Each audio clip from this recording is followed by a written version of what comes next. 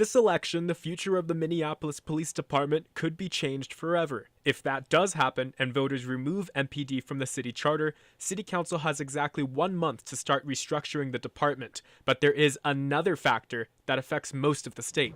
Right now, MPD has ongoing agreements with law enforcement agencies all throughout the state to provide assistance if needed. But if voters replace the Minneapolis Police Department, then what happens to those contracts? I don't see any reason that they would, that the contracts themselves would change. I don't think anyone really at the city would prefer that as a permanent solution. City Council President Lisa Bender says the agreements NPD has with agencies like Hennepin County Sheriffs and the St. Paul Police are under contract until 2024, and she believes they will stay that way, meaning officers and deputies from around the state would still come into Minneapolis, like what we saw during the summer of protests last year.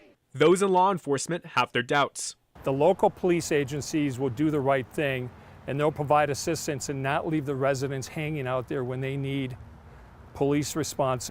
But it isn't going to be something they're looking to do. They're strapped for resources to protect their own communities. Former Hennepin County Sheriff Rich Stanek also said the contracts were made under current chief Medera Arredondo. Stanek thinks they might need to be redone if Arredondo is replaced. All of those very well could be null and void and would have to be renegotiated, re-signed, and maybe a different perspective about how they go about doing their business. City officials say they can't discuss contract negotiations until they see the results of tomorrow's election.